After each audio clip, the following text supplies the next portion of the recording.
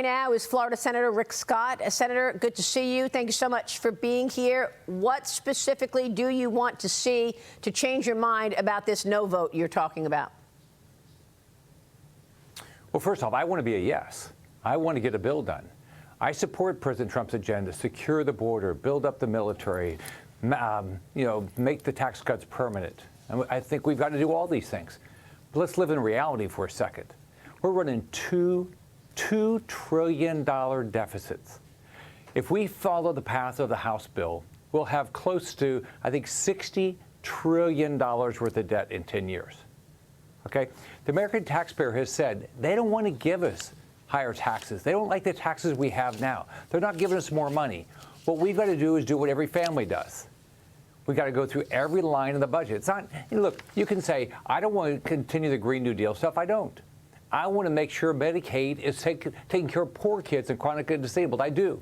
But the bottom line is we've got to look at every line in the budget, just like you do with your family. I did it as governor of Florida.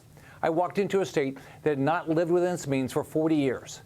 I went through every line of the budget, every line. There's 4,000 lines. We had a written purpose for every line. That's what DOGE is doing.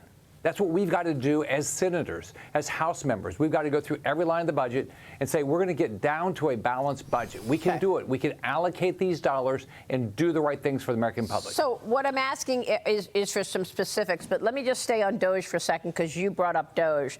If you're so interested in DOGE, why did you and your colleagues not codify into law the DOGE cuts?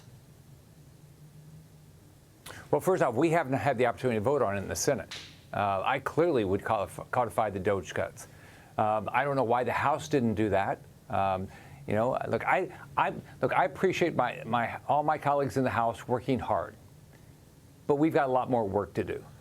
So we've got to look at all the DOGE opportunities. But the reality is, we got to look at every line. So you will vote to codify the DOGE cuts. There's 6,000 lines. You will vote to when given the opportunity. You will vote to codify the DOGE cuts when given the opportunity. Absolutely. I mean, of course, we haven't seen every one of them exactly what they are, but, I'm into balancing the budget.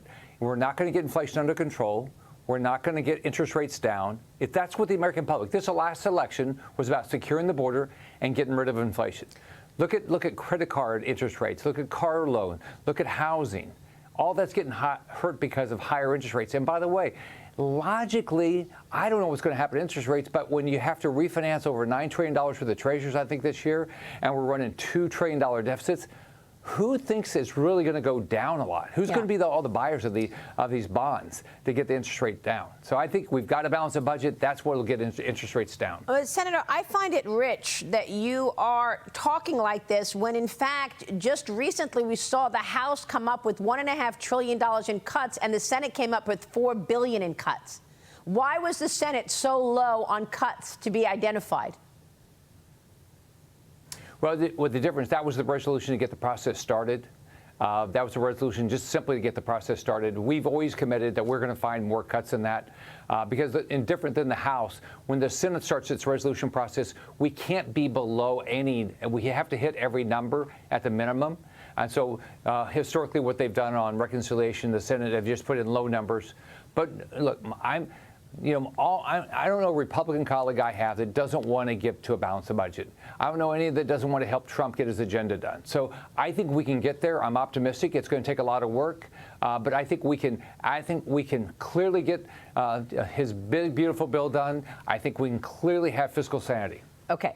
So tell me about that fiscal sanity. What's most important to you? Is it raising the debt limit?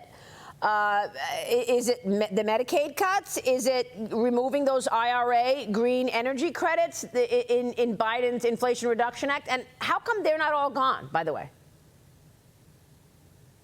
I think it's all the above. I think you've got to do those things. But even when we do those, we don't get to a balanced budget. So the only way we're going to do this is we're going to get to do this by going through every line of the budget. Now, my goal would be to not have to raise the debt ceiling because we balance the budget. That would be the best thing we can do, and that's what we should be doing. So have you done it? Can you identify some specifics for us? They've told us how much they're going to give us in revenues. Can you identify some specifics? Can you identify some specifics for us? Have you done it? Have you gone through every line in the budget? And can you today give us some specifics in terms of what needs to be cut to get you on board? Maria, you cannot see a copy. Maria, you cannot see a copy of the budget. We do spending bills. We don't have budget bills. How long have you been in the Senate? How long have you been in Congress? You know the budget, roughly speaking, right? Well, I can tell you where I would start. Thank you. But you've got to get every line of the budget. So I would start. You've got to get rid of the Green New Deal. We've had a 53% increase in spending the last 5 years. So why don't we go back and say we're going to start with pre-pandemic spending, and then see if we need to spend more. That's what you would do with your personal life. But then I would go through Medicaid.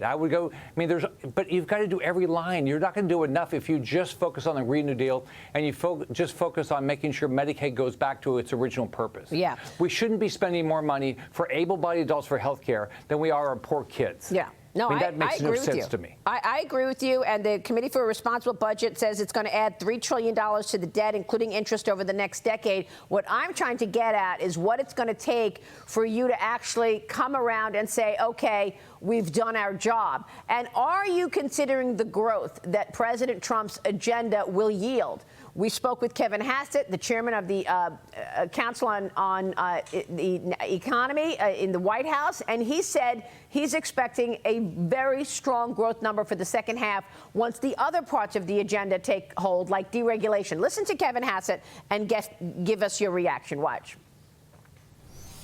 Well, what's going to happen is there are going to be a lot of trade deals, and there's going to be clarity on the tax cuts. And then firms are going to lift off. But think about it. Even before that happened, we're getting really strong jobs numbers. First quarter capital equipment investment was north of 20%, one of the best quarters ever, because all of America knows that the golden age is coming and we got to start building stuff before everybody else gets in front of us. And so I think that you're going to look at a second half of the year that's way, way north of 3%, probably north of 4%, to give us one of the better years we've ever had. Because even with the uncertainty that you talk about, that I've written widely about over the last 25 years, even with that uncertainty, we've got strong jobs numbers and strong investment. And so once the uncertainty is lowered, then a liftoff from there is really going to be something to see. Senator, your reaction. Well, first off, Kevin's smart. I actually believe Kevin's right. I actually think we're going to grow our economy faster. That's exactly what I did when I was governor of Florida. I did the same thing. You grew the economy. It's still not enough to balance the budget. You still have to go through the budget and find the things that you can save money on. It will not be enough to balance the budget. I do believe the Trump agenda is a great agenda. I think Kevin's right. We're going to start growing faster, but we're running $2 trillion deficits, $2 trillion a year. Mm-hmm. We have got to get our fiscal house order. We can't have debt continue to outgrow our GDP, which is what's been happening. Yeah, you're right. You're right. Senator, what's the number that you want to see come out of this bill? This specific bill. Your colleagues have talked about cutting $2 trillion. Is it north of that you're looking for? So what I want to get down to, I want the budget balance over the next 3 years. So to get that, we need to get the spending for the 26th budget cycle down to $6.5 trillion. Now, part of that's going to be through the reconciliation, which is mandatory spending, and part of that's going to be through our normal budget process, which will be in September, of discretionary spending. So we've got to do that, and then we've got to start holding the costs and do what Kevin has said. I really do believe that what the Trump agenda is going to do is it's going to grow the economy way faster. Yep. And so as we see that, we ought to be able to get to a balanced budget. Okay. Look, that would be huge if you could actually achieve that. Final question here, Senator. Do you believe this is doable? Can you get this bill out the door after your modifications by the end of July? Absolutely. Yeah, I'm very optimistic we can get this done. We're having great conversations in the Senate, and I believe Republicans, both the House and Senate, want to get the Trump agenda done and want to balance the budget. Senator, it's great to see you. We so appreciate your work, and we'll be watching your important work very closely in the coming weeks. Thank you, sir. All right. Bye, Maria.